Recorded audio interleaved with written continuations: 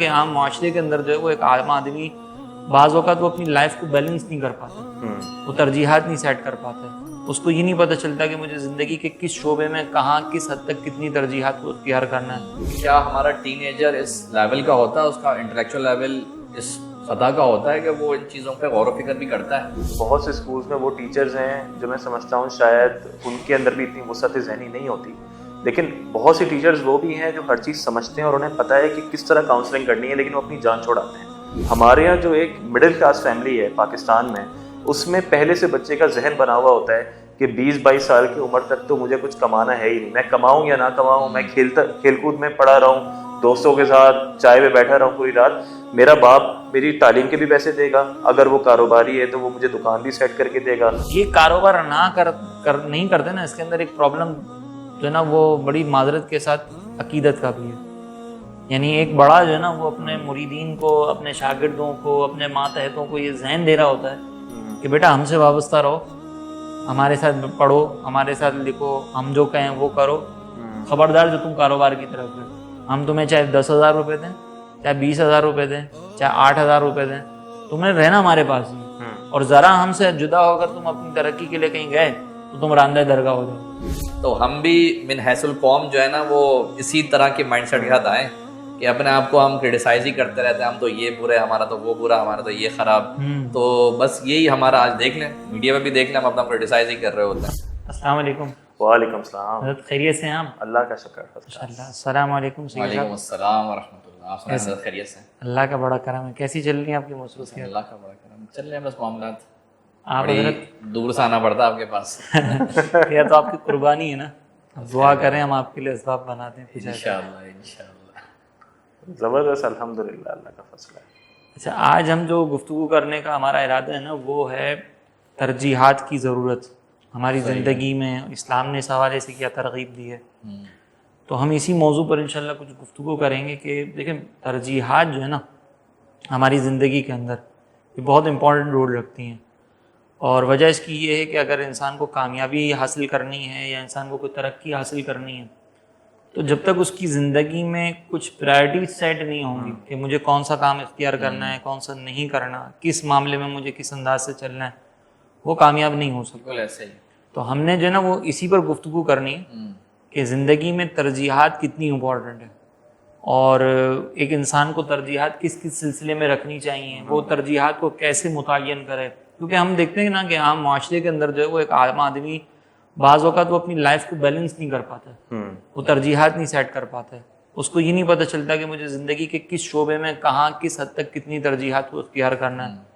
بعض اوقات ہم دیکھتے ہیں کہ کوئی ایکسٹریم پہ چلا جاتا ہے ترجیحات کو اختیار کرنے کے سلسلے میں، اور بعض اوقات جو وہ اتنا نارمل ہو جاتا ہے کہ وہ ترجیحات متعین ہی نہیں کر پاتا۔ تو ضرورت اس امر کی کہ ہم جو ہے نا وہ انسان کو اس بات کی طرف راغب کریں۔ دیکھیں ہماری شریعت ہے نا، اس نے بھی ترجیحات کا ہمیں درس دیا ہے۔ آپ ماشاءاللہ علماء ہیں، صاحب علم ہیں، الاہم فلاہم کا جو اصول ہے بنیادی طور پر اس میں یہی تو ہے ترجیحات، اور اس میں عبادت کے اوپر بعض اوقات ہمیں کچھ چیزوں کو ترجیحات دینے کا حکم دیا گیا ہے، جیسے کہ وہ مسئلہ ہے نا کہ اگر ایک شخص جو ہے وہ ڈوبتا ہوا نظر آ رہا ہے، مقاصد شریعت میں بھی اسی چیز کو پیش نظر ترجیحات ہی متعین ہے کہ ایک شخص جو وہ ڈوبتا ہوا نظر آ رہا ہے، آپ نماز پڑھ رہے ہیں اور آپ کو پتہ ہے کہ آپ کے علاوہ کوئی اور اس کو بچا ہی نہیں سکتا، تو پھر آپ کیا کریں گے؟ نماز کو چھوڑ کر اس کو بچائیں گے، چاہے آپ کی نماز فوت ہو جائے۔ آپ بچانے پہ قدرت بھی رکھتے ہیں تو پھر آپ اپنی نماز توڑ کر اس کو بچائیں گے۔ بالکل ایسے ہی ہے، تو اسی لیے ترجیحات کا تعین جو ہے نا ہماری شریعت نے بھی بتایا۔ میرے خیال سے اس میں سب سے اہم بات یہ ہے کہ انسان پہلے یہ سوچے، یعنی جیسے انسان بڑا ہوتا ہے تو وہ یہ سوچے کہ وہ کیا بننا چاہتا ہے، یعنی اپنے بڑے لوگوں میں دیکھ لے، اس کے سامنے ایک ڈاکٹر بھی ہے، اس کے سامنے ایک عالم دین بھی ہے، ایک مفتی بھی ہے، اس کے سامنے ایک وہ شخص بھی ہے جو بالکل کریئر اورینٹڈ ہے، جو صبح گھر سے نکلتا ہے، رات کو 11-12 بجے گھر پہ آتا ہے، پورا ہفتہ اس کی اپنے گھر والوں سے کوئی ملاقات نہیں ہوتی، اور ایک وہ شخص بھی ہے جو اپنے مخصوص گھنٹوں میں اپنا کام کرتا ہے اور پھر گھر والوں کو ٹائم بھی دیتا ہے۔ یعنی وہ پہلے لوگوں کو دیکھ لے کہ کون کس طرح زندگی گزارتا ہے، اور پھر یہ متعین کرے کہ وہ کس طرح زندگی گزارنا چاہتا ہے، وہ کیا بننا چاہتا ہے۔ ویسے بھائی اس میں ایک بات عرض کرنا چاہوں گا آپ ہی کی بات پہ کہ کیا ہمارا ٹین ایجر اس لیول کا ہوتا ہے، اس کا انٹلیکچوئل لیول اس سطح کا ہوتا ہے کہ وہ ان چیزوں پہ غور و فکر بھی کرتا ہے؟ نارملی ہمارے یہاں تو ٹین ایجر تو تفریح میں لگا رہتا ہے یا ادھر ادھر اپنا دوستوں کے ساتھ گھومتا پھرتا رہتا ہے. بالکل بالکل صحیح اس بات کے لیے میرے خیال میں کاؤنسلنگ کی ضرورت ہے جو آپ اس میں نا تربیت آپ بات کر رہے ہیں نا, اس میں تربیت کا بہت بڑا فقدان ہے. مجھے بھی کسی نے بتایا تھا کہ چائنا کے اندر جو ہے نا وہ بچے جب اسکول میں جاتے ہیں تو ان کو جس ایج میں ہمارے یہاں پہ بچوں کو جو نا وہ امائیں پیٹ رہی ہوتی نا کہ بیٹا پڑھ لے, تجھے جو نا وہ ٹریسنگ کرنے صحیح سے نہیں آتی, تجھے کلر کرنے صحیح سے نہیں آتا, اس ایج کے اندر یعنی 7 سال کی عمر تک جو ہے وہ بچے اسکول میں جا کے سو بھی جاتے ہیں. ان کو جو ہے وہ اسکول کے اندر اگر جا کے نہیں پڑھنا ہوتا, کھیل کود کرنے ہوتے تو ٹیچرز ان کو الاؤ کر دیتے ہیں. اور پھر وہ کھیل کھیل کے اتنا تھک جاتے ہیں کہ جب وہ 7 سال کی عمر تک پہنچتے ہیں نا تو اس کے بعد پھر ان کا ٹوٹل فوکس جو ہے وہ پڑھائی پر ہی ہوتا ہے, کیونکہ وہ ہر چیز کر چکے ہیں, ہر ٹوائے انجوائے کر چکے ہیں, ہر کھیل کھیل چکے ہیں, وہ سو بھی پورا چکے ہیں. تو یہ جو جب شوق پورے ہو جاتے ہیں نا تو پھر اس کے بعد وہ پڑھائی کی طرف آتے ہیں. تو اٹ مینس کہ ہمیں جو ہے نا وہ بچوں کی کاؤنسلنگ جیسے آپ کہہ رہے ہیں نا, تو یہ والدین کی ذمہ داری. مجھے اس میں ایک بات کی لگتی ہے کہ بہت سے اسکولس میں وہ ٹیچرز ہیں جو میں سمجھتا ہوں شاید ان کے اندر بھی اتنی وسعت ذہنی نہیں ہوتی, لیکن بہت سی ٹیچرز وہ بھی ہیں جو ہر چیز سمجھتے ہیں اور انہیں پتہ ہے کہ کس طرح کاؤنسلنگ کرنی ہے, لیکن وہ اپنی جان چھوڑاتے ہیں. اس میں ٹیچرز کا بہت بڑا کردار ہے کہ اگر وہ اسٹوڈنٹ کو ایک صحیح عمر میں یہ سمجھائیں کہ کس طرح زندگی گزارنی ہے, کیا ترجیحات طے کرنی ہے, اس سے بہت فرق پڑتا ہے. ٹیچرس نے بھی اپنی پرائورٹی سیٹ نہیں کی ہوگی, پرائورٹی ان کی ذرا ارننگ ہے, ان کی پرائورٹی جو ہے وہ مطلب کاؤنسلنگ نہیں ہے یا ٹیچنگ نہیں ہے.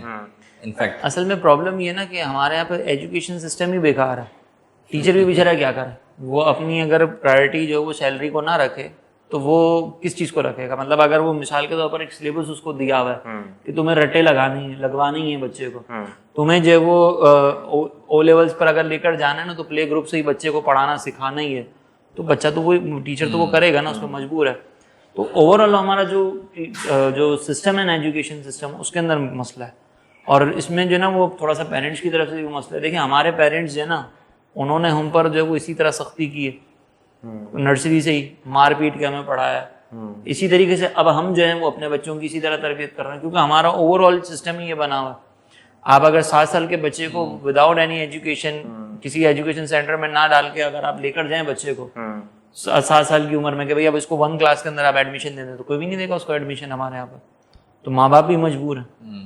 تو اب اس کے اندر جو ہے وہ اپنی پرائورٹی کیسے سیٹ کریں. اس میں ایک بہت بڑا کردار میرے لحاظ سے ہمارے معاشرے کا بھی ہے. جیسے باہر کا ایک بچہ ہے جو امریکہ کینیڈا میں بڑا ہوتا ہے, اسے پتہ ہے کہ وہ اس کی جو اسکولنگ ہے وہ میٹرک انٹر تک یا اس کو ہائی اسکول کہہ لیں, وہاں تک تو وہ گورنمنٹ میں فری پڑھائی کر لے گا, لیکن اس کے بعد جو کرنا ہے وہ اس نے خود کرنا ہے. اس کے ماں باپ کی طرف سے اسے بہت لمیٹڈ سپورٹ ہوگی, اس لیے وہ پہلے سے سوچنا شروع کر دیتا ہے کہ میں آف جابس کروں گا, میں فلاں کروں گا, میں یہ کام کروں گا, اس طرح یہ یونیورسٹی کی ڈگری حاصل کر سکوں گا, کس طرح فائنینسز ارینج کروں گا.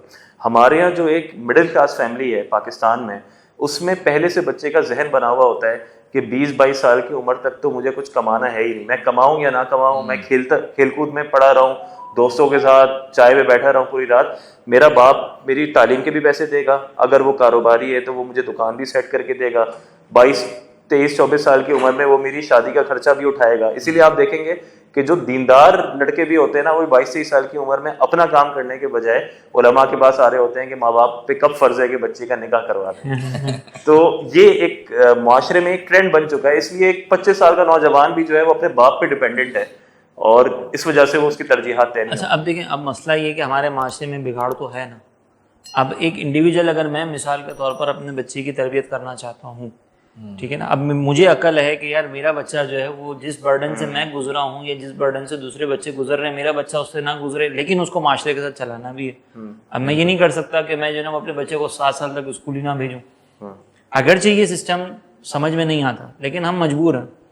اب اس کے اندر جو ہے وہ ہمیں بچوں کی تربیت میرے خیال میں ایسی کرنی چاہیے کہ ہم جو ہے وہ اگر بچے کو مثال کے طور پر اسکول سے کوئی کام مل رہا ہے نا تو اس میں ہم بچے کے اوپر لوڈ نہ ڈالیں.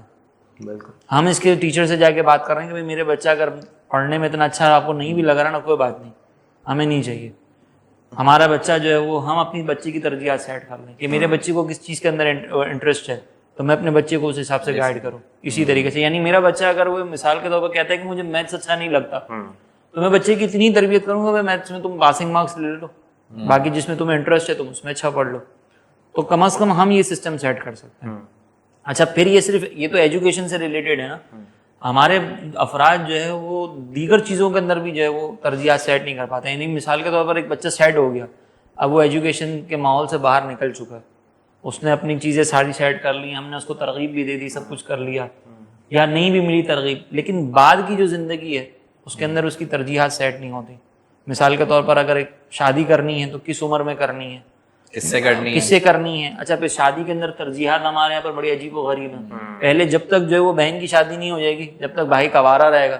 اب وہ بہن مثال کے طور پر 16 سال کی ہے, بھائی 25 سال کا ہے یا 30 سال کا ہے, وہ بہن ابھی 16 سال کی ہے, وہ جب 20 سال کی ہوگی جب تک بھائی جان جو ہے وہ 35 سال کے ہو جائیں گے, لیکن وہ شادی نہیں کریں گے کیونکہ بہن کی شادی نہیں ہوگی. لیکن بہرحال ہم ہمیشہ یہ پہلو تو اس کا ڈسکس کرتے ہیں, لیکن جو ماں باپ کا کنسرن ہوتا ہے وہ بھی ہمارے معاشرے کا ایک حصہ ہے کہ جب بیٹے کی شادی ہو جاتی ہے اس کے اخراجات بڑھ جاتے ہیں, وہ اپنی بیوی مصروف ہو جاتا ہے, تو پھر جو دیگر بہنوں کی ذمہ داری ہوتی ہے یا جو رشتوں میں خرچے ہوتے ہیں وہ پھر ظاہر ہے بیٹا اس طرح افورڈ نہیں کر پاتا. یعنی کیس ٹو کیس یہ ویری کرے گا. ہاں, یعنی ہر فیملی ٹو فیملی یہ میرے حساب سے ویری کرے گا. لیکن اس میں بھی دیکھیں نا وہی پرابلم ہے نا کہ بیٹا کیا اس بات کی ذمہ داری ہے کہ وہی سارا پورا کرے. اگر ایک مثال کے طور پر ایک گھر میں باپ موجود ہے سرپرستی کے لیے, وہ اچھا افورڈ کر سکتا ہے, لیکن ہمارے یہاں پر ہے نا اس کو ادھر بھی بیٹے کو روکا جاتا ہے.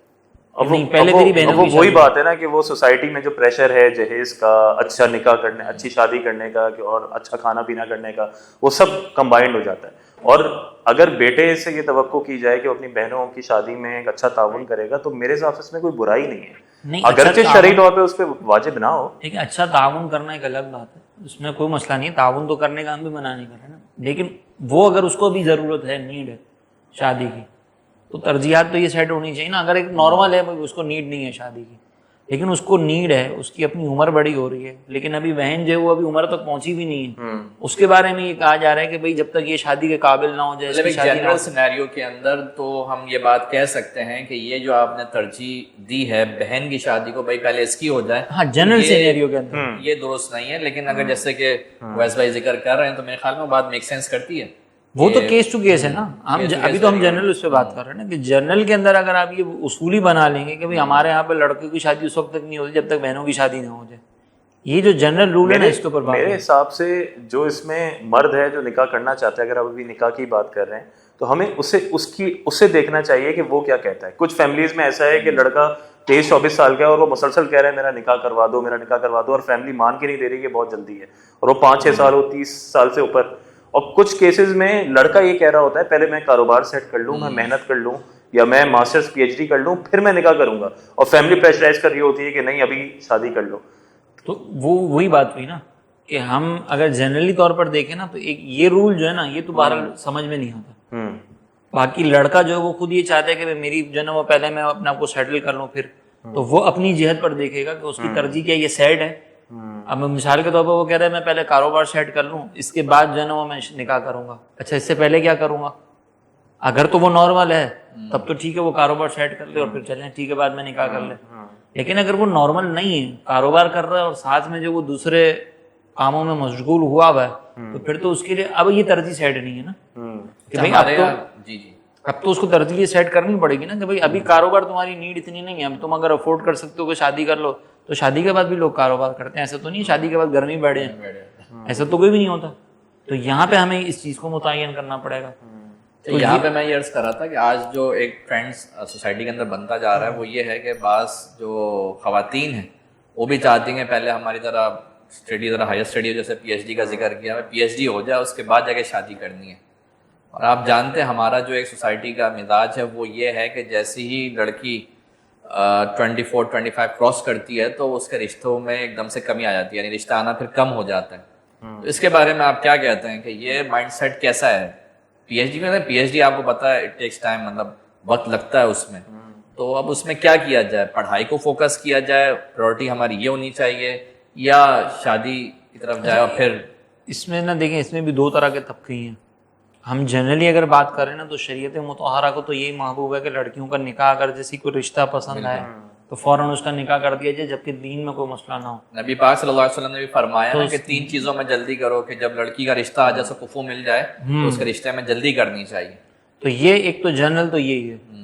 اچھا اس میں بھی پھر وہی کیس ٹو کیس ہم دیکھیں, اگر مثال کے طور پر ایک لڑکی ہے کہ جس کے مثال کے طور پر والد صاحب بھی نہیں ہیں, اس کا بھائی بھی نہیں ہے, اس کو پتا ہے کہ بھائی میں کماؤں گی تو میں اپنی والدہ کی بھی خدمت کر سکوں گی, میری والدہ بیوہ ہے, کوئی اور پوچھنے والا نہیں ہے. وہ کہتی ہے کہ میں پڑھائی کر لوں, پھر پڑھائی کرنے کے بعد جو وہ کم از کم اپنی والدہ کا تو میں وہ خرچہ سنبھال ہی سکوں گی. اچھا اسی طریقے سے کچھ سوسائٹیز میں ایسا ہوتا ہے, جیسے ہمارا جنرل اگر ہم دیکھیں نا تو وہ آپ کی والی بات ہے, لیکن کچھ کے اندر اب یہ بھی ہو چکا ہے کہ لڑکوں کو چاہیے تھی پڑھی لکھی لڑکیاں. اب اگر مثال کے طور پر وہ لڑکی یہ کہتی ہے کہ بھائی ہمارے یہاں پر رشتے ہی اس کے آتے ہیں کہ جو پی ایچ ڈی ہو, ورنہ رشتے ہی نہیں ملیں گے, پڑھی لکھی لڑکیاں چاہیے. اگر وہ کسی ایسے ماحول میں رہ رہی ہے تو پھر اس کے لیے بھی پڑھائی ضروری ہے. لیکن اس میں بھی بیسٹ سچویشن یہ ہوتی ہے کہ جب ایسے سچویشن ہو نا تو وہاں پہ لڑکی یہ بات کر لے کہ میں شادی کے بعد پڑھوں گی. شادی کے بعد بھی تو پڑھائی ہو سکتی ہے نا. وہ اگرچہ شادی کے بعد جو پڑھائی کرتے ہیں نا تو اس کے اندر تھوڑی سی ڈسٹربینس تو آئے گی, مشکل ہو جاتی ہے. لیکن اگر ایک لڑکی جو ہے وہ اس کو لے کر چل سکتی ہے, وہ کہتی ہے کہ میں مینیج کر لوں گی شادی کے بعد بھی, تو پھر وہ کر لے. اصل میں جو مجھے جو مسئلہ نظر آتا ہے نا وہ یہ ہے کہ ہماری سوسائٹی بہت زیادہ پولرائزڈ ہو چکی ہے. یعنی ایک تو وہ پرانی سوچ ہے کہ لڑکی کا نکاح جلدی ہو, چاہے لڑکی میٹرک پاس ہو, انٹر پاس ہو, اصل اس کی زندگی کا مقصد یہ ہے کہ وہ نکاح کرے, اپنا گھر بنائے, بچے پیدا کرے, بچوں کی اچھی تربیت کرے. ایک مائنڈ سیٹ یہ ہے کہ نہیں, لڑکی کی اپنی زندگی ہے, اور جس طرح لڑکا اپنی زندگی میں اپنے ایمبیشنز پورے کرتا ہے, چاہے وہ تعلیمی حوالے سے ہو, چاہے وہ دنیا گھومنے پھرنے کے حوالے سے ہو, چاہے وہ اچھے کسی ملٹی نیشنل میں نوکری کے حوالے سے ہو, تو بالکل اسی طرح لڑکی کو بھی حق ہے وہ کرے. اب جب یہ سوسائٹی میں اب یہ دونوں چیزیں پائی جاتی ہیں نا, اور پھر ہم دیکھتے ہیں کہ انسٹاگرام اور سوشل میڈیا کی دنیا میں ہمیں ہماری معاشرے کی وہ لڑکیاں نظر آتی ہیں جو پوری دنیا گھوم پھر رہی ہیں, اپنے اسنیپس ڈال رہی ہیں. اب جو ہمارے گھر کی خواتین ہیں ان کو دیکھ کے متاثر ہو رہی ہیں کہ دیکھو میری تو 20 سال کی عمر میں نکاح کروا دیا, میں یہاں بیٹھی ہوئی ہوں, 2 بچوں کو پال رہی ہوں, اور یہ جو ہے 25 سال کی مزے سے پوری دنیا میں گھوم رہی ہے, باہر کسی یونیورسٹی میں پڑھ رہی ہے. تو اب جو ہے نا اب یہ ضروری ہے کہ جب رشتہ کیا جا رہا ہے نا اس وقت یہ طے کر لیا جائے کہ بھائی آپ کیا چاہتے ہیں. یہ نہ ہو کہ ایک پریشر میں نکاح ہو جائے اور بعد میں لڑکا یا لڑکی جو ہے وہ شکایت کر رہے ہوں کہ ابھی تو ہم نے زندگی انجوائے کرنی تھی, ہم تو پھنس گئے اس نکاح کے. اچھا اس میں دیکھیں, میں یہ جو آپ کہہ رہے ہیں نا کہ بعض وقت خاندانوں کے اندر جو ہے نا وہ یہ کہتی ہیں کہ یار ہماری تو 20 سال 25 سال کے اندر نکاح کر دیا گیا, ہم نے تو زندگی جی نہیں. اس میں بھی جو ہے نا یہ پرائرٹی ضروری ہے کہ آپ زندگی کا مقصد کیا لے کر بیٹھیں. اگر لڑکی کا نے زندگی کا مقصد یہ بنایا کہ مجھے آزادی ملنی چاہیے, چاہے وہ شریعت کی پابندیوں کا لحاظ ہو یا نہ ہو اس آزادی کے اندر, چاہے میں پوری دنیا گھوموں, چاہے میرے ساتھ محرم ہو یا نہ, بھائی شادی کے بعد بھی تو گھوم سکتی ہے نا. تم ایسے مرد سے شادی کرو گے جو تمہیں گھمائے پھرے, یہ بھی تو ہو سکتا ہے نا. تو اب ہمارے یہاں پہ پرابلم یہ ہے کہ ہم لوگوں کی جو معاشرہ ہے نا اس میں کھچڑی بہت پکی ہوئی ہے ان چیزوں کے اندر. تو وہ اس میں سے ہمیں نکلنا ہے نا, تو پہلے مناسب یہ ہے کہ ہم ترجیح اس اعتبار سے دیں کہ ہمارا دین کیا کہتا ہے, دین نے مجھے کتنی اجازت دی ہے کہ میں جاؤں. یعنی دیکھو دین بھی تو ایسا نہیں ہے نا کہ دین نے ہمیں پکڑ کے رکھا ہوا ہے, بالکل بند کر کے رکھا ہوا ہے. وہ ٹھیک ہے چادر اور 4 دیواری کا تصور ہے, بٹ اٹ ڈزنٹ مین کہ چادر اور 4 دیواری کا مطلب یہ ہے کہ لڑکی اگر گھر کے اندر بیٹھ کر بور ہو رہی ہے, وہ گھر کے اندر ذہنی طور پر ڈسٹرب ہوئی ہے, تو اس کو باہر لے کر جا ہی نہیں سکتے. بھائی پاکستان ٹور پہ جا سکتی ہے وہ اپنے محارم کے ساتھ, کیوں نہیں جا سکتی پردے کا خیال کر کے. تو چادر اور 4 دیواری کا جو کانسیپٹ دیا گیا ہے نا شریعت کی طرف سے, اس کو بھی ایک ایکسٹریم پہ لے کر جانا یہ بھی غلط ہے. اور پھر اس سے آزادی کا مطالبہ اس انداز سے کرنا کہ شریعت کی ساری تعلیمات چھوڑ دیں گے, یہ بھی ایک غلط ہے. تو پہلے جو ہے نا جو بھی کام کرنا ہو, چاہے وہ نکاح کرنا ہے نہیں کرنا, اس میں یہ دیکھیں شریعت نے مجھے کہاں تک اجازت دی. جیسے ہم یہ ذکر کر رہے ہیں کہ وہ لڑکی اگر یہ کہتی ہے کہ مجھے آزادی مل جاتی 20-25 سال, چلیں 20-25 سال کی عمر میں اگر اس وقت اس کا نکاح نہ کروایا جاتا تو اس وقت معاشرے کے اندر کیا اس کا پھر نکاح ہو پاتا؟ اس دور کے اعتبار سے اگر دیکھیں تو کبھی بھی نہیں ہو پاتا. اب اگر ہو گیا تو اللہ تعالیٰ کا شکر ادا کرنا چاہیے. دوسری بات یہ کہ اگر اس طرح نہ کریں اور سب کو ہی ایک کھلے چھٹی دے دی جائے تو بگاڑ بھی معاشرے کے اندر پیدا ہوگا. بالکل وہی نا, شریعت تقاضا کر رہی ہے شریعت کہ لڑکی کا نکاح جلدی کرو. ہماری ترجیحات میں پہلی چیز پھر یہ ہونی چاہیے کہ ہم جو بھی کام کریں نا اس میں ہم پہلے یہ دیکھیں کہ شریعت نے ہمیں کتنی اجازت دی ہے, کتنی رخصت دی ہے. سب سے پہلے دائرہ شریعت اور اس کے بعد سامنے والے کا ذہن پڑھنا. ہاں, کیونکہ ایکسپیکٹیشنز بھی مختلف ہوتی ہیں. شاید اس 25-30 سال پہلے جب نکاح ہوا کرتے تھے یا ہمارے والدین کے زمانے میں جب نکاح ہوتے تھے, اس ٹائم پہ ایک ذہن بنا ہوتا تھا کہ نکاح ہوگا, جیسے آپ نے کہا نا شادی کے بعد بھی کاروبار ہو سکتا ہے. اس وقت ہوتا تھا کہ بھائی نکاح ہوا, اب جو مرد ہے نا اس کا کام ہے باہر کا, وہ پورا دن دکان پہ رہے گا, کاروبار کرے گا, آفس میں ہوگا, اور بیوی کا کام ہے بچوں کی تربیت کرنا, اسے سنبھالنا. اب یہ چیز تھوڑی سی بدل گئی ہے کیونکہ ہم ویسٹ کو فالو کرتے ہیں. اب آج کی لڑکی جب نکاح کرتی ہے تو وہ چاہتی ہے کہ جو میرا شوہر ہے وہ گھر پہ بھی مجھے ٹائم دے, وہ میرے ساتھ کوکنگ میں بھی مدد کرے, وہ میرے ساتھ کپڑے بھی دھلوائے, ہم روزانہ جو ہے وہ رات میں 1 گھنٹہ بیٹھ کے کافی بھی پئیں, وہ ہمارے ساتھ مووی نائٹ پہ بھی چلے. تو اب چونکہ ایکسپیکٹیشن بدل گئی ہے تو وہ پہلے آپ نے ذہن پڑھنا ضروری ہے کہ بھائی ذہن کیا ہے سامنے والے کا. صحیح. اچھا پھر دیکھیں کاروبار کی ترجیحات, جیسے بھی حضرت نے ذکر کیا نا کہ کاروبار کی ترجیحات, تو اس میں بھی بعض اوقات جو ہے نا وہ اعتدال سے ہٹ جاتے ہیں. بالکل ایسے. اب وہ کاروبار میں اس قدر مشغول ہو جاتے ہیں کہ نہ تربیت کا ٹائم ہے, نہ خاتون کے پاس, جیسے آپ نے کہا نا کہ عورت یہ چاہتی ہے کہ بھئی میرا شوہر جو ہے آ کر کافی پیے میرے ساتھ. اب وہ بعض اوقات ایسے کاروبار میں مشغول ہوتے ہیں کہ بچوں سے جو ہے نا وہ ہفتے میں 1 دفعہ ملاقات ہو رہی ہوتی ہے. جب صبح بچے اسکول جا رہے ہوتے ہیں تو حضرت سوئے ہوئے ہوتے ہیں, اور جب بچے جو ہے وہ رات کو سو جاتے ہیں تو حضرت گھر پر آتے ہیں. واقعی ایسا ہوتا ہے بغیر مبالغے کے کہ اکثر باپ کو یہ بھی نہیں پتا ہوتا کہ اس کا کون سا بچہ کس کلاس میں پڑھتا ہے. بالکل ایسے ہی ہے. تو یہ جو چیزیں نا یہ ہمارے یہاں پر بڑا پرابلم ہے.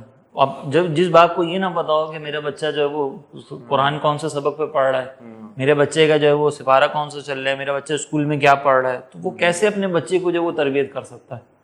تو وہ پھر تربیت کا وہ فقدان نہیں رہے گا. اچھا ایک تو یہ ایکسٹریم ہے نا کہ کاروبار میں اتنا مشغول ہے, ایک دوسری ایکسٹریم ہے اور معذرت کے ساتھ یہ ہمارے مذہبی طبقے کے اندر ہے, یہ کاروبار میں اتنے مشغول ہو جاتے ہیں کہ بیوی بچوں کو ٹائم نہیں دیتے, اور وہ کاروبار سے اتنے دور ہوتے ہیں کہ وہ چاہے دوسروں کے محتاج بن جاتے ہیں. اور یہ جو محتاجی ہے نا, آپ کو بھی ماشاءاللہ آپ جیسے آپ اپنا کام کر رہے ہیں, آپ اپنا کام سے مراد یہ ہے کہ آپ ٹوٹلی جو ہے نا وہ کسی دینی فیلڈ کے اوپر ڈیپینڈنٹ نہیں ہے, آپ کی اپنی ماشاءاللہ چل رہی ہیں, آپ کی اپنی مصروفیات ہیں, میری اپنی دین سے ہٹ کر دینی مصروفیات سے ہٹ کر مصروفیات ہیں. تو ہمارا انداز گفتگو, ہمارا لب و لہجہ, ہمارا کسی سے گفتگو کرنا, اس کے اندر اعتماد, اور ایک وہ شخص کے جو بالکل اس کے اوپر ڈیپینڈنٹ ہو, اس میں بہت فرق آ جاتا ہے. تو ہمارا جو دینی طبقہ ہے نا اس کو اس چیز کی طرف آنا چاہیے. یعنی جس طریقے سے اس کے لیے کاروبار میں 24 گھنٹے مشغول رہنا غلط ہے, اس طریقے سے اس دینی طبقے کا کاروبار کے اندر انوالو نہ ہونا غلط ہے. یہ بہت سوری آپ کی بات کر رہا ہوں, بہت زیادہ اہم ہے. کیونکہ اب میں نے یہ دیکھا ہے کہ کسی دارالعلوم میں جب کوئی بچہ پڑھتا ہے تو طالب علم کو لگتا ہے کہ میں درس نظامی کر لوں گا تو میں کسی اسلامک بینکنگ میں ایڈوائزر بن جاؤں گا, مجھے بینک کی طرف سے گاڑی بھی مل جائے گی, ٹھیک ٹھاک سیلری بھی ہوگی, یا میں کسی ٹی وی چینل پہ رمضان میں آ کے بیٹھ جاؤں گا اور وہ شاید مجھے روز کے اینولپس مل رہے ہوں گے اور اس سے بڑا اچھا کاروبار ہو جائے گا. حقیقت یہ نہیں ہے. اور حقیقت ایسا نہیں ہے جو میں نے سنا ہے کہ ٹی وی چینلز والے جو ہے وہ علماء کو کوئی خاص رقم نہیں دیتے. لیکن اس لیول تک پہنچنے کے لیے نا بہت زیادہ محنت کرنی پڑتی ہے. اور اصل مطمع نظر آپ کا یہ کیوں ہے کہ میں کسی چینل پہ جا کے بیٹھوں اور مجھے وہاں پہ پیسے ملیں, تو پھر آپ کو جو ہے نا وہ چینل پہ کمپرومائز پھر آپ کو کرنے پڑیں گے. اگر آپ کا مطمع نظر یہ نہیں ہوگا نا کہ میں چینل پہ جا کر جو ہے وہ مجھے پیسہ کمانا ہے, یہ چینل کوئی اب سورس آف انکم, تو پھر آپ وہاں پہ بھی کمپرومائز نہیں کریں گے, ورنہ بہت ساری چیزوں میں کمپرومائز کریں گے. ہم چینل پہ بعض نظر آ رہے ہوتے ہیں مذہبی لبادے میں لوگ خواتین کے ساتھ بیٹھے ہوتے ہیں, بس گپے لگا رہے ہوتے ہیں. ہاں, اور وہ پھر چلے ایک تو وہ خواتین کے ساتھ بیٹھ رہے ہوتے ہیں نا, وہ خواتین کے ساتھ بیٹھنا, اس میں کوئی ایسی خاتون ہو نا, جیسے میں نے بھی کچھ پروگرام جیسے کیے تھے کہ خاتون نقاب کے ساتھ آ رہی تھیں, ہم دوسرے کمرے میں بیٹھے ہوئے اسکرین کے ساتھ ہم نے جوائن کیا تھا. خاتون جو ہے وہ کوئی اتنے بھڑکیلے جمکیلے کپڑے پہن کر نہیں آئی تھیں, وہ اس طرح کا ایک پروگرام. اور ایک یہ کہ ایکٹریسز کے ساتھ آپ بیٹھے ہوئے, اور اس میں بیٹھنے کے بعد آپ جو ہے وہ باقاعدہ اس کے ساتھ کھڑے رہ کے تصویریں کھنچوا رہے ہیں. یعنی میں نے ایون ایک یہ ویڈیو بھی دیکھی تھی کہ جو نا وہ ایک صاحب کی برتھ ڈے تھی رمضان ٹرانسمیشن کے اندر, وہ خاتون کے ساتھ پروگرام کر رہے تھے اور 2 مولوی حضرات جو وہ اس وقت کھڑے ہوئے تھے, اور یہ ہنسی مذاق چل رہا تھا کیک کٹنگ کے اندر, اور اس کی باقاعدہ ویڈیو بن رہی تھی, وہ سوشل میڈیا پہ ڈلی ہوئی ہے. تو یہ وہ لوگ ہیں کہ جن کو کمپرومائز کرنا پڑ رہا ہے کیونکہ ان کی انکم ہی ہے. بعض دفعہ اپنے کانٹینٹ پہ آپ نے کمپرومائز کرنا ہوتا ہے, جو شریعت کا پیغام ہے, جو اسلام کا پیغام ہے, وہ آپ نہیں دے پا رہے ہوتے. آپ نے وہ جیسے کہتے ہیں نا آج کے دور میں اچھے بچے والی بات ہے, اچھا بچہ بننا پڑتا ہے آپ کو وہاں. بالکل ایسے ہی ہے. اچھا اس میں پھر ایک پرابلم یہ جو کاروبار نہیں کر, آپ کچھ کہہ رہے تھے. اس کے بعد بھی بات یہ ہے کہ اگر یہ لوگ کامیاب ہیں بھی اور بہت محنت کرنی بھی پڑتی ہے, اس کے بعد بھی کیا گارنٹی ہے کہ آپ جو ہے کسی ٹی وی چینل پہ پہنچ جائیں گے. آج اگر آپ اہل سنت میں گنیں کہ کتنے ٹی وی چینلز ہیں اور اس پہ کتنے علماء ہیں تو آپ انہیں انگلیوں میں گن سکتے ہیں. اسی طرح اسلامک بینکنگ میں کتنے ایڈوائزرز ہیں آپ انہیں انگلیوں میں گن سکتے ہیں. اور کئی ایسے علماء ہیں جو شدید محنت کر کے, اور ان کے پاس بے تحاشا علم ہے, لیکن وہ مدارس میں ہیں اور بالکل کم تقواؤں میں. بالکل ایسے ہی. اس لیے کئی شیوخ الحدیث کو جو ہے نا وہ اپنے علاج کے لیے کتابیں بیچنی پڑی ہیں, حالانکہ وہ شیوخ الحدیث ہیں. جیسے علامہ غلام رسول سعیدی صاحب رحمۃ اللہ تعالیٰ علیہ, ان کے بارے میں ہم نے سنا ہے نا کہ ان کی جب بیماری تھی تو ایک عام زوم میں بیٹھا ہوا یہ بچہ یہ کیوں سوچتا ہے کہ یار میرا ٹوٹل فوکس, اور آج کل کے دور میں ہمارا توکل بھی اتنا نہیں ہے, چلیں آپ توکل کر بھی لیں گے لیکن جس سے آپ کی شادی ہوگی وہ اتنی متوکلہ ہو, یہ ضروری تو نہیں ہے. اچھا یہ کاروبار نہیں کرتے نا, اس کے اندر ایک پرابلم جو ہے نا وہ بڑی معذرت کے ساتھ عقیدت کا بھی ہے.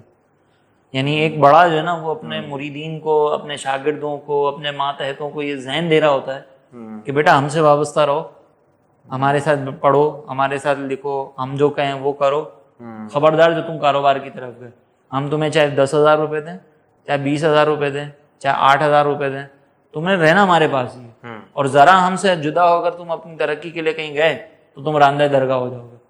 تو جب ایسا معاملہ ہوتا ہے نا کہ راندہ درگاہ کر دیا جائے گا تو وہ بچہ بیچارہ مجبور ہو جاتا ہے کہ یار استاد صاحب ناراض ہو جائیں گے, میرے پیر صاحب ناراض ہو جائیں گے, ہمارے اکابر ناراض ہو جائیں گے, تو ہم تو کہیں کے نہیں رہیں گے, سیدھے جہنم میں ہی پہنچیں گے. لیکن اللہ کا شکر ہے کہ آپ اس شخص کے اندر کے جو بیچارہ مجبور ہوتا ہے نا, وہ بیان میں بھی جا رہا ہوگا نا تو وہ یہ نظر رکھے گا, بیان سے باہر نکلتے نکلتے بھی اخلاص ہوگا اس کے اندر, لیکن وہ تصور کر رہا ہوگا, آخری وقت تک وہ انتظار کرے گا کہ شاید آ کر پیچھے سے آواز دیں گے کہ حضرت آپ کا لفافہ رہ گیا. بالکل میرے خیال سے ضروری ہے کہ جس وقت ایک طالب علم مدرسے میں ہوتا ہے نا, چاہے وہ 6 سال پڑھ رہا ہو یا 8 سال پڑھ رہا ہو, اس کے ساتھ وہ کوئی ایسی اسکل ضرور سیکھے جس سے وہ پیسہ کما سکے. میں بھی یہی عرض کر رہا تھا کہ دیکھیں علم دین کی خدمت کے ساتھ اگر کاروبار کیا جائے, یا جیسے کہ ویسے میں نے ذکر کیا کہ کوئی اسکل آپ سیکھ لیں, رائٹ, تو اس کے اکارڈنگلی آپ کہیں پہ جاب کر لیں یا پھر کر لیں, تو اس میں کوئی قباحت نہیں ہے. اب آپ دیکھیں صدیق اکبر رضی اللہ تعالی عنہ کا جو جب منصب خلافت پر فائز ہوئے تو آپ نے ساتھ میں ابتدائی طور پر کاروبار کیا. وہ اگرچہ بعد میں دیگر صحابہ نے ریکویسٹ کی کہ آپ جو ہے ہم وظیفہ مقرر کر دیتے ہیں, آپ منصب خلافت کے فرائض جو ہیں وہ سر انجام دیں, لیکن اٹ مینس کہ ان کا مائنڈ سیٹ تو تھا کہ یہ چیز کوئی بری نہیں ہے. تو کہنے کا مقصد یہی ہے کہ کاروبار کے ساتھ اگر علم دین کی خدمت ہو یا علم دین کی خدمت کے ساتھ کاروبار ہو تو اس میں کوئی خرابی نہیں. اس میں ایک چیز میں شامل کرنا چاہوں گا کہ انہوں نے بالکل صحیح بات کہی ہے, اور اس میں اسٹوڈنٹس کے لیے کہ ایک ہوتی ہے ڈگری جو آپ علم حاصل کرتے ہیں, اور ایک ہوتی ہے وہ اسکلز جس سے آپ پیسہ کماتے ہیں. اب مثال کے طور پہ اگر آپ کا فوکس علم دین ہے کہ آپ درس نظامی کر رہے ہیں, آپ عالم دین بن رہے ہیں, تو اس کے ساتھ اگر آپ نے کوئی نارمل سا ایم اے کر لیا, بی اے کر لیا, شاید اس سے آپ اس طرح اپنے پروفیشن میں کنورٹ نہیں کر سکیں گے, پیسے نہیں کما سکیں گے. تو آپ کو یہ دیکھنا چاہیے کہ کون سی اسکلز آپ کو پیسہ کما کے دیں گی. جیسے آپ نے ویڈیو ایڈیٹنگ کا ایڈوانس کورس کر لیا, آپ نے ڈیجیٹل مارکیٹنگ سیکھ لی, آپ نے سرچ انجن آپٹیمائزیشن سیکھ لی, اور کوئی آپ نے ویب ڈیولپمنٹ سیکھ لی, اور ایسی کوئی اسکل سیکھ لی جس میں جو ہے وہ آپ نے جس سے آپ کو پیسے آئیں گے, تاکہ آپ پھر فوکس کر سکیں گے ٹھیک ہے اس سے میں پیسے کماؤں گا, اور جو میرا ذہن ہے, جو میری ذہنی توانائی ہے, وہ ساری لگے گی علم دین کی طرف. اچھا اس کے لیے نا دیکھیں, یہ تو ہم بات جو کر رہے ہیں نا, اس کے لیے بھی ذہن بنانا پڑے گا طالب علم کو, کیونکہ بعض طالب علم, یہ بات بھی ایک طرف ہے کہ بعض طالب علم جو پیسہ کمانے پہ لگتے ہیں نا تو وہ دین سے بالکل غافل ہو جاتے ہیں. دین کا کام کرنے کے لیے ضروری نہیں ہے کہ پہلے تو یہ بھی ہمیں سمجھنا پڑے گا کہ دین کا کام کرنے کے لیے ضروری نہیں کہ آپ بہت بڑا کوئی ادارہ بنائیں گے تو دین کا کام ہوگا. اگر آپ دیکھیں کہ ہمارے جو اکابر بزرگ گزرے ہیں, انہوں نے ضروری نہیں کہ بڑے بڑے ادارے بنائے ہوں, کچھ نے صرف کتابیں لکھی ہیں, کچھ نے جو ہے وہ صرف اور صرف جو ہے وہ بیانات کیے ہیں اور بیانات سے انقلاب پیدا کیا. باقی ادارہ کوئی بہت بڑا میں نظر نہیں آتا, لیکن کام انہوں نے بڑے بڑے ادارے والوں سے انقلابی کام کیا. تو ہمیں ان چیزوں پر یہ غور کرنے کی ضرورت ہے کہ ہم جو ہے نا وہ بعض وقت یہ سمجھتے ہیں کہ دین کے کام کا صرف یہ مطلب ہے کہ میرے پاس ایک ادارہ ہو, اس ادارے میں میں پروڈکٹ تیار کر رہا ہوں اور اس کو میں مارکیٹ میں لانچ کروں. یہ صرف دین کا کام نہیں ہے. دین کا کام یہ ہے کہ اسی لیے ہم دیکھتے ہیں کہ ایک ہی ایریا میں علماء وہی فنڈنگ کر کے مختلف ادارے بنا رہے ہوتے ہیں, اور پروڈکٹ کہیں پہ بھی کہیں سے. ہاں یعنی ایک بڑا سا محلہ ہے, علاقہ ہے, جس میں جو ہے وہ ایک مدرسہ ہے جہاں پہ آرام سے کلاس میں 50 بچے پڑھ سکتے ہیں, لیکن 2 علماء چونکہ انہیں اپنا اپنا ادارہ چاہیے تو وہ قریب ایک اور ادارہ کھولیں گے. اب 25 بچہ یہاں جا رہا ہے, 25 بچہ وہاں جا رہا ہے, اور کروڑوں روپے کی فنڈنگ اس میں لگتی ہے, یا ماہانہ لاکھوں روپے اخراجات کے لگتے ہیں.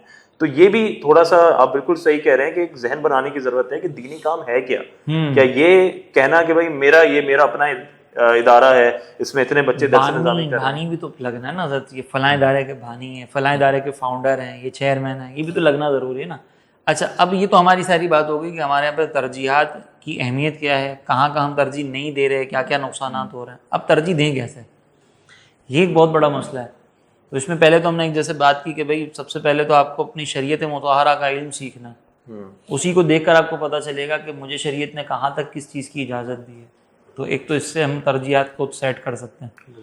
دوسرا ہے نا, آپ اپنی سوسائٹی کے نارمز کو نہیں چھوڑ سکتے. بالکل. ہمارے یہاں پہ پرابلم یہ ہے کہ نہ ہم شریعت کو دیکھ رہے ہیں نہ اپنی سوسائٹی کے نارمز کو دیکھ رہے ہیں. یعنی ایک پاکستان کا معاشرہ ہے, ٹھیک ہے نا, پاکستان کے اندر ٹھیک ہے جو چیزیں غلط ہو رہی ہیں نا وہ غلط ہیں, لیکن ساری چیزیں ویسٹ سے لے کر یہ سوچ بنا لینا. اب جیسے مثال کے طور پر میں جو نا وہ ہماری ترجیحات میں نا شریعت نے چھوٹی چھوٹی چیزوں کے اوپر بہت غور کرنے کا بھی حکم دیا. لیکن سرکار علیہ الصلوۃ والسلام نے ہمیں چھوٹی چھوٹی باتوں کے بارے میں بتایا. سرکار علیہ الصلوۃ والسلام نے ہمیں یہ فرمایا نا کہ بھائی رات کو سوتے وقت جو ہے وہ اپنے چراغوں کو بجھا دیا کرو. یعنی چھوٹی چھوٹی چیزیں. اب میں ایک جو وہ دیکھ رہا تھا پوڈ کاسٹ, وہ دنیا دار آدمی تھا, اس نے اس بات پہ تنقید کی کہ ہمارے جو کالج کا ڈین ہے نا وہ بیٹھ کر یہ پلاننگ کر رہا ہوتا ہے کہ لڑکے اور لڑکی کے درمیان جو ہے نا وہ 6 انچ کا فاصلہ ہونا چاہیے, اور اس کے کہنے کے مطابق ڈین کا یہ کام نہیں ہے. تو بھائی پھر جو یونیورسٹی چلا رہا ہے اگر اس کا یہ کام نہیں تو پھر کس کا کام ہے؟ وہ اس کے بارے میں نہیں سوچے گا تو کیا. تو ہم یکسر جو ہے وہ دین کو اٹھا کے سائڈ میں ڈال رہے ہیں, اور پھر اس پہ کہتے کیا ہیں کہ بھائی ہم کون سا دوسری چیزوں میں اچھے ہیں, ہم رشوتیں بھی لے رہے ہیں. یہاں پہ لڑکی ساتھ بیٹھ رہی ہے تو ہمیں پرابلم ہے, رشوتیں لے رہے ہیں اس میں پرابلم نہیں. تو بھائی اس کا یہ مطلب تھوڑی ہے کہ اگر مثال کے طور پر لڑکی یہاں پہ ساتھ رشوت لے رہے ہیں تو لڑکا لڑکی کو ساتھ بٹھا دیں. بالکل. ایک جگہ پہ اگر آپ دین کا خیال نہیں کر رہے تو دوسری جگہوں پہ بھی نہ کریں. یعنی اگر مثال کے طور پر میں محلے میں گالیاں دیتا ہوں تو اپنے باپ کے سامنے یعنی وہ تاثر ایسا دیا جاتا ہے کہ اگر ہم دین کو چھوڑ دیں اور بالکل ایک ویسٹ والا ماحول یونیورسٹیز میں قائم ہو جائے جہاں لڑکے لڑکیوں کے درمیان ایک بالکل وہ فریلی منگل کر سکیں تو اچانک سے معاشرہ بہت ترقی کر جائے گا. ہم بھی چاند پہ پہنچ جائیں گے جیسے ہندوستان پہنچا ہے, اور ہماری ساری جو ہے وہ ریسرچ لیبس لگی ہوئی ہوں گی, حالانکہ ان دونوں کا آپس میں کوئی تعلق نہیں. اصل میں ہمارے پہ پرابلم پتہ ہے کہ ہمارے یہاں پہ پرابلم یہ ہے کہ ہم لوگ جو ہے نا وہ یہ چاہتے ہیں کہ میں نا محلے میں گالیاں دے رہا ہوں نا تو اپنے باپ کے سامنے بیٹھ کے بھی گالیاں دوں. بھائی تو محلے میں گالیاں دے رہا ہے, اتنا نیک باپ کے سامنے نیک کیوں بنتا ہے؟ یہ مسئلہ ہے. اور دوسرا پرابلم یہ کہ ہم لوگ جو ہے نا وہ تھوڑا سا پستی میں اپنے آپ کو سمجھتے ہیں, احساس کمتری کے اندر. ٹھیک ہے, ہمارے پاس بہت سارے چانسز ہیں.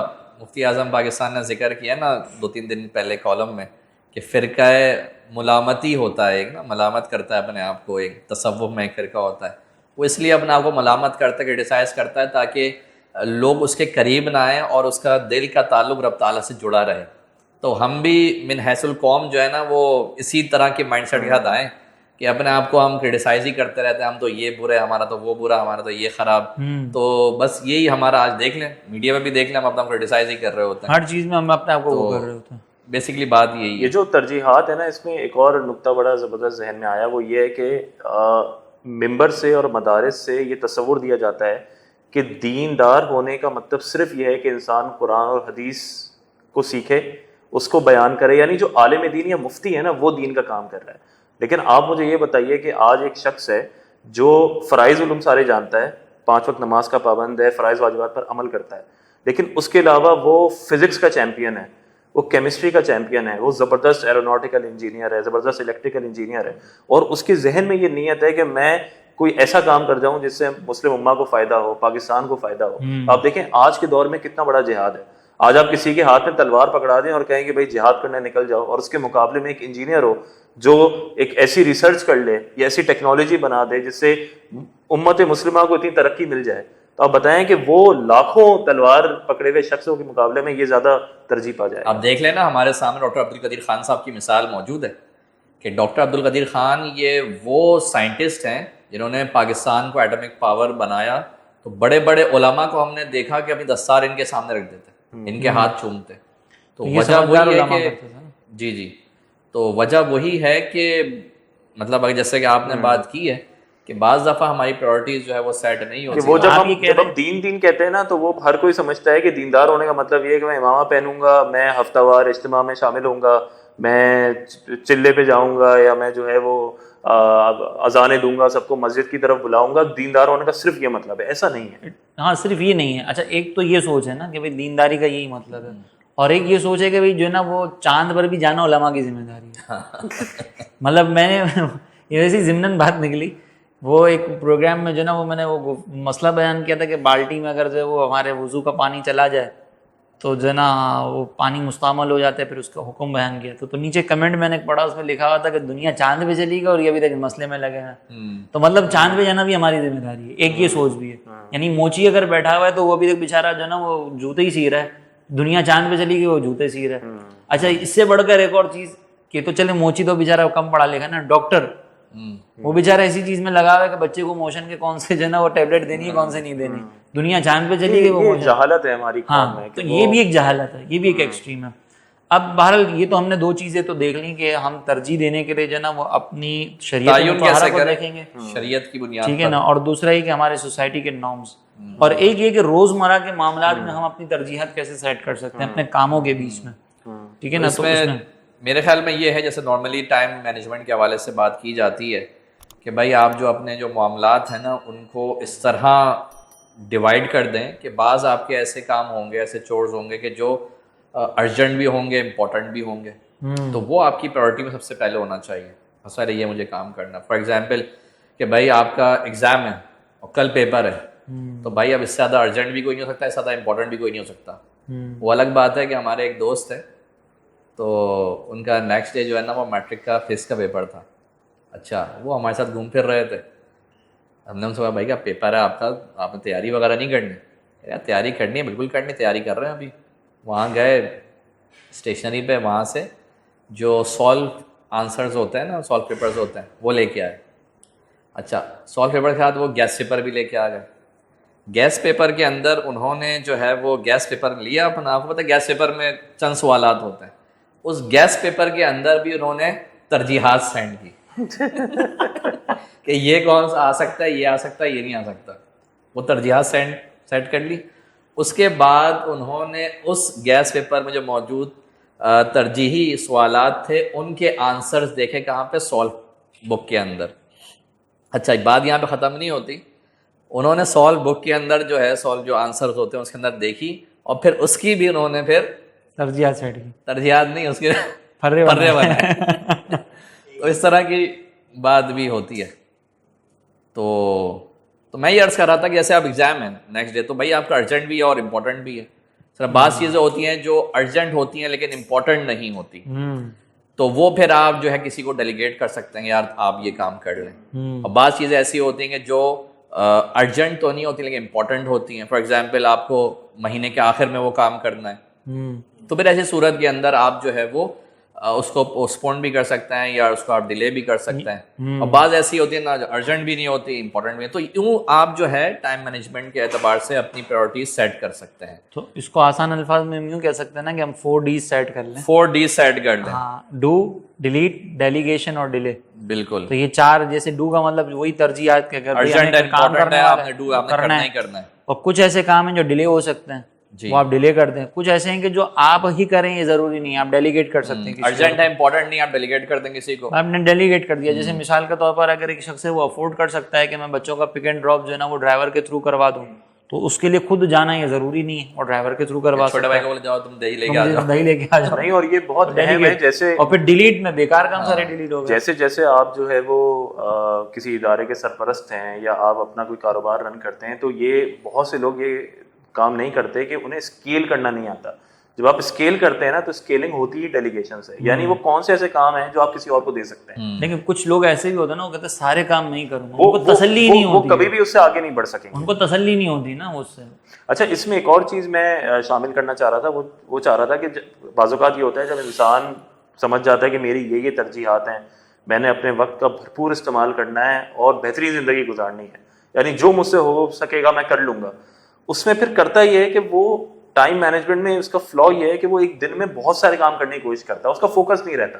یعنی وہ کہے گا میں جو ہے وہ تدریس بھی کروں گا، میں ویڈیو بھی ریکارڈ کر رہا ہوں گا، میں ریسرچ بھی کروں گا، یہ 5 ٹاپکس بھی کروں گا، پھر ساتھ میں اگر کوئی اور پروفیشن میں ہوں تو وہ کام بھی کر لوں گا. تو وہ اگر آدھے 1-1 گھنٹے کے سلاٹ بناتا ہے تو اس کے کام میں وہ کوالٹی پیدا نہیں ہوتی. تو فوکس بھی ضروری ہے کہ یہ اس ایک ہفتے میں نے یہ 3 کام کرنا ہے اور اس کام پہ میں نے باقاعدہ فوکسڈ اپنا دماغ لگانا ہے 5 گھنٹہ 6 گھنٹہ. یہ بہت زیادہ اہم ہے. بالکل ایسے ہی. اس میں ایک مثال دوں گا بس، پھر ہمارا چونکہ وقت بھی وہ ہو رہا ہے. اس میں نا صدیق ہزاروی صاحب، علامہ صدیق ہزاروی صاحب، ان کے بارے میں مجھے کسی نے بتایا، تو ان سے کسی نے پوچھا نا کہ آپ نے اتنی کتابوں کے ترجمے کر لیے، اتنی کتابیں آپ نے لکھ لی، تو یہ کیسے کرتے ہیں؟ تو انہوں نے یہ بات ذکر کی تھی کہ میں روزانہ کا نا میرا ٹارگیٹ تھا کہ مجھے 17 لائنوں کا ترجمہ کرنا ہے، نہ کم نہ زیادہ. اب وہ 17 لائنیں اگر 20 منٹ میں ہو گئیں تو میں کام چھوڑ دوں گا، اگر وہ 17 لائنوں نے آدھا گھنٹہ لیا تو آدھا گھنٹہ، 1 گھنٹہ لیا تو 1 گھنٹہ. تو اس طرح جو ہے نا، یہ دیکھیں یہ فکسڈ ہے نا، یہ جو آپ کہہ رہے ہیں نا کہ فوکس ہو گیا بھائی اتنا مجھے کرنا ہے، اتنی کوانٹٹی ہوگی. تو یہ بھی ایک بہت اچھی چیز ہے کہ ہم اب چیزوں کو سیٹ کریں. اچھا ایک اور ہماری ترجیح کے اندر بس آخری ہے کہ ہمیں ٹیم ورک بھی بہت ضروری ہے کہ ہم اپنی ترجیحات میں نا ٹیم ورک کو بھی شامل کریں. بعض اوقات یہ ہوتا ہے کہ میں سب کر لوں گا، مجھے کسی کی ضرورت نہیں ہے، میں اکیلا سب کر سکتا ہوں. یہ وہ لوگ جو ہے نا یہ بھی کبھی کامیاب نہیں ہو سکتے. تو بہرحال ابھی تو اس پہ موضوع پہ تو ہم جتنی اور گفتگو کریں، انسان کو یہ ریئلائز کرنا چاہیے کہ وہ ہر چیز میں اچھا نہیں ہو سکتا، چاہے وہ جتنا بھی قابل ہو. یعنی اگر وہ ایک بزنس شروع کر رہا ہے تو ہو سکتا ہے وہ ٹیکنیکلی بہت ساؤنڈ ہو، لیکن ضروری نہیں ہے اس کی مارکیٹنگ بھی اچھی ہو، اس کی سیلز بھی اچھی ہو، اس کی کمیونیکیشن بھی اچھی ہو. تو بعض اوقات انسان یہ سمجھتا ہے کہ میں ہر چیز ہی بہترین انداز سے کر لوں گا اور یہ جو دوسرا بندہ ہے یہ بالکل ہی بیکار ہے. تو ایسا نہیں ہے. ہر فن مولا کسی فن میں مولا نہیں ہوتا. چلیں بہت اچھا رہا. ابھی تو اس پہ ہم جتنی گفتگو کریں وہ کم ہے. انشاءاللہ پھر بات کریں گے اس پہ. انشاءاللہ آپ سے پھر ملاقات ہوگی. بہت شکریہ آپ لوگوں نے وقت دیا. بہت شکریہ.